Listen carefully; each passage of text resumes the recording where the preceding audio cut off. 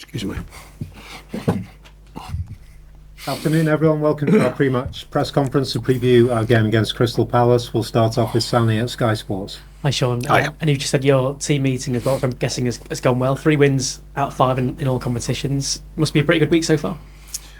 Yeah, I think we've been building on early season performances, but changing that to get results. The details I spoke about, both ends of the pitch are improving. The demand has been obvious, I think, from the players to make sure that we do improve on them metrics and take our chances and be solid the other end. So a good mix so far, or certainly recently, bringing early season form but without results into form plus results. In the 1-1 against Brighton, you had only 20% of the ball. Do you think possession football and all this talk around that, is it overrated? I don't think it's overrated. I think there's certain games require certain ways of playing. We hope to do better with the ball. I must make that clear, particularly on counter-attacking when we got in so many good positions. But on the other side, the defensive side was very good, very pleasing. The will, demand, the energy of the side and the commitment to basically stop them from creating many chances. They get a lucky break. Sometimes that happens. They're a very good side. But no, I think we've seen a balance this season of the way that we can perform. We've seen games where we've dominated with the ball and the metrics with the ball. I spoke about that more early in the season, XG, etc. But it's pleasing for me as the manager to see different ways of affecting games, because over a season in the Premier League, I think I'm pretty experienced in it. You know, unless you're the superpowers, particularly historically over the last number of years, Man City, I think you have to flex and change. That's what I've learned about the Premier League, and I think we're showing signs that we can do that and the players can do that. VAR, it seems a conversation that you could have every single week, but I know there were some issues for you last week. Are we any nearer or further away, do you think, from a bit of clarity across the... Well, I think it's a tough call. They're altering it, they're changing it. Officials in general, they're trying to promote new officials, they're trying to get growth in the officials, and they're how they can blend into the Premier League. It's not easy. It's not easy for the governing bodies to do that, not easy for the referees either. I've said for many years that the 3 highest demands on a match day are the 2 managers and the referee. Within that, I think there's just some things that we think commonsensically could be better and I think quicker. And I think that's probably where we just get a little bit lost in it as managers and coaches and players, and I think the fans as well. I spoke recently, and I'm still a fan of it, I've got to be honest, because the margins are tight and they're very, very important. It's top-level sport and it's top-level outcomes, and financially can be massive difference, in football, from big, important decisions. I just spoke recently about, even when there's always a rule for a rule, and there seems to be a rule for every VR situation, when you could take all that away and just put more strength in the VR people and go, look, we've had 2 this season, what they are, massive decisions that were clearly obvious to everyone in the stadium that didn't get corrected because of a certain reason why they're not allowed to correct them. For me, there should be an override. If it's a bad decision, it's a bad decision, end of. Don't need a rule to decide a bad decision. They should go, right, that's it, that's a bad decision, and change it. It's not as easy as I'm suggesting, I'm sure of that, because everyone will have a different view. But I think there's a more commonsensical way that it can work, and I think they are trying to find that. On the other hand, the demand of it is quite obvious. Stories of own referees speak to the crowd and all this sort of stuff. My personal nirvana is referees go under the radar, allowed to do their job, and they do it so well, we hardly notice them, not bring them to the fore. But that's only a personal opinion. I've got a lot of respect for referees. I think it's a hard job. Yeah, just on that, do you think the discourse at the moment, are we fair to referees? Because there's so much spotlight on them, and it's such a difficult job. But that's the thing. I don't. I can't understand the spotlight in the sense of you could change that, because this idea of, I spoke after the Liverpool game, people running over to the screen, and we all know what's going to. Well, we all more or less know what the outcome's going to be. So it just adds more spotlight on it. Take that away, make it quicker, make it more streamlined. Personally, I don't need to hear from the referee and the VAR. I don't think the stadium needs to hear it. It's a decision, it's made, we get on with it. I think it's a hard job. I think I was hoping when a VAR first came in, it was streamlined, and every season it was, and to a point when we all got used to it and it was pretty quick. It seems to recently have gone the other way. And the demand gets higher, and even if in my opinion, this is purely my opinion, if a referee had the ability to speak to everyone in the stadium, everyone presupposes because they explained it, they'd all agree. Of course they wouldn't agree. Football fans, if they're all going to agree, they're still not going to agree. So therefore, I can't see that. I think allow them to go out the spotlight, do their jobs. I think they have a really tough task as referees. We ask a lot of them. So my personal belief is just help them. Don't keep adding more level to it and layers to it. Just take that all away. make it all quieten down and let them get on with their jobs. And finally, from me, back to the football. Crystal Palace away on Saturday. Does the team find it easier, perhaps, playing away from home than home at the moment? No, I don't think so. I think I've spoken recently about this. The results change that perception. I think the performance has been really strong at home. The results change the whole feel of that. I think we've actually been strong often home and away. There's been a few that have got away from us. We know that. Hopefully, we've corrected some of them things. But no, Palace is good club, fantastic manager, Ray Lewin as well. People I hold in absolute high regard. So I look forward to seeing them. But obviously, all the respect goes out the window when the whistle blows.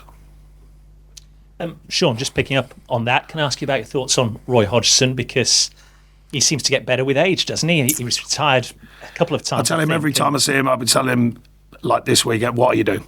So I say, what are you doing this for? Come on, mate. You know what I mean? In a lovely way, you understand. Terrific fella, always been terrific with me. When I was younger, coming through, whenever I met him, come across him. I know him a bit through some work and connection I've done with leaders in sport as well. He's always at them events, speaks very wisely.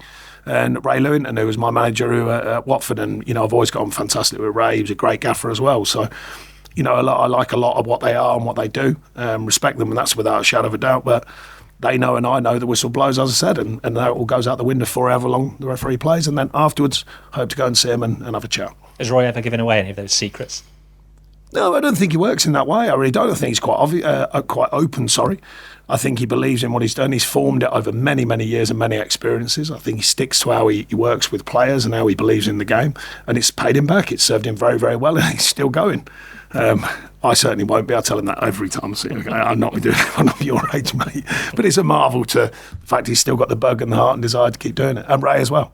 And what are your thoughts on Crystal Palace, especially recently? Because obviously before last weekend, I think it was 1 win in 6. They then win last weekend, and the narrative changes to they've taken 7 points from 15.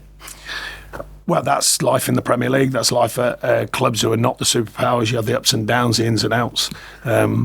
Good club. Roy's done a good job. They're like all clubs, I think, of that kind of ilk, like trying to find that blend. A side that can play, a side that can fight, a side that can get points on the table, and it's a challenge. It's simple as that. So they've had a bit of an awkward spell. I think Roy spoke. What seemingly, I've seen the game on a screen, not live, but he spoke pretty honestly after the Burnley game, and he felt they didn't play that well, but they got the result. That's sometimes what you have to do. And concentrating on Everton specifically for this one, any changes in the team news for this one? No, a couple of knocks with Amadou, and Jared's got a bit of a knock, but we're not expecting too much from Duke's had a bit of sickness, but they've all been on the grass today, so we're hopeful on them. Hopeful on Onana coming back? Yeah, I think he should be. I say they've been on the grass, as we know, still see how that reacts tomorrow. But he's managed that well. He's done well to get through the games he did. Hopefully we've managed that well with him as well, and it's calmed down. Thank you. Thank you. Thanks, Rich. We'll go to Julia at Radio Music. Excuse me. Hey, Sean. Hi. In the under-21 game this week, Yusuf Chimiti, Lewis Dobbin, João Virginia, Seamus Coleman all featured in that. I guess the big one there is Seamus Coleman. He lasted over an hour. Is he in contention for this game? Yeah, I mean, it's important these games because we want to, stimulate the players to get back to full fitness, full sharpness. The games programme can be awkward, ranging games. So it was a game that we felt they could get something from it, particularly Seamus, of course. He's still coming back to true fitness, but he's doing great. He's put a lot of effort into getting back to real fitness levels. He's desperate to get back involved, you can imagine, and be around it. But he's been terrific since he's been back around the group, and that helps. Yusuf getting a goal and working very hard. Dobbo needed a game, playing well, and some good habits. And I'm pleased for the young players to come through that. Another good sign of a group working hard to get a result. And I saw your interview this week where you mentioned about Dele Alli, having a conversation with you about how he understood what you wanted to do about direct play. I just wondered if he has been helping maybe in training while he can't play, on a match day. And also, the fans will want me to ask, are we expecting him sooner rather than later? No, he's still got a bit of way to go. But no, I wanted to try and keep him involved. I think he's in a good place as a person. I like the fact he absorbs it. He's had some amazing experiences, don't forget. People sometimes do forget that, for still a relatively young player. And I was just chatting to him about it. I just said, because I want to try and keep him involved in what we're trying to do with the group. It's hard when you're out for that long. It really is. And he's been through a lot over that period as well. And it was just a conversation I had with him, and he just brought something up that I thought was really important and shared it with the players. I said, look, having a honest conversation. And he described it very well about, this idea of direct play. People presuppose that means kicking the ball, but it doesn't. And he was on it, straight away. He said, no, I get exactly what you mean. Can you play forwards as a first thought? And he said, maybe the players need a bit more correcting with that. So I told the players of the conversation, I will try and be open with the players, and I want their feedback. I want them to let us know if they're not understanding something. More than happy for him to question things and ask whys and wherefores. And he did that in a very good manner, and I just thought it was important to share it and share the belief I have in all the players when they do feedbacks. We do listen. Manager in the making, maybe then. Well, who knows? But he certainly had a lot of experiences. Might stand him in good stead later on in life if he decides to go down that route. Vitalii Mykolenko's form, is winning a lot of praise right now. I just wondered what you made of his progress since you've arrived here, and also how he's linking up with Dwight McNeil now he's getting his fitness back. Yeah, I think Miko finished the last season injured, which is not ideal. Got injured early this season. It was an awkward spell of niggly injuries. He came through the international scene and come back here fitter, and he's done very well. As soon as I got here, I liked what I was seeing. I think it's still lots of development in him. He defends very well. He defends a very high level kind of modern controlled aggression. He's good on his feet. He wants to defend, but not silly stuff. Just the way he competes, and I think it's growing all the time. I think he's really improving. I've really enjoyed his performances. And Doucoure has decided that in January he's going to stay here. He won't be part of the Africa Cup of Nations. What does that mean to you as a manager, and what's been the reaction within the squad to that? Well, I've always been respectful of players on the international scene because I think it's valid. It means a lot to them to do that and play for countries and their like. So I think in his case, he's old enough and wise enough to make decisions. It's not something he needed to speak in depth to me about. And it was a decision that he's made. Good luck. Thank you. Thanks, Julian. We'll go to Ian at the Press Association. Just a quick one, Sean. There's been speculation again about Ben Godfrey and his future. Is he still in your plans? Yeah, he's doing terrifically well for us. He's training very well. He's staying sharp and ready. The hardest thing we've had lately is the games programme to try and keep the players who are not quite playing, starting in the first team, try and keep them game ready. But he looks after himself, super fit fella, and he's going along well, and he's ready. Yeah. Is there anything more you're looking for him to get back into the side? Well, I think it's fair to say currently it's tough. I think the two centre-halves are playing very, very well, and most people are speaking outside of my opinion and decision. I think most people accept that. And sometimes centre-half I was one, it's tough, because you want to play. But I think there's an honesty to most centre-halves in the sense when they look at someone and think they are playing well, they know they've got to sit tight, and I think he does know that. I think he's a very good player, but he's looking at two centre-halves currently on very, very strong form. Thank you. Thank you. Thanks. Any further questions in the open section, George? Hi Sean, yeah, Amadou Onana's been in great form and he currently ranks 4th in the league for successful long balls, with only Rodri, Thiago Silva and Moises Caicedo ahead of him. He's currently averaging twice as many as last season. Rodri, is he allowed to pass it long? How dare he? When I see him, I should tell him off.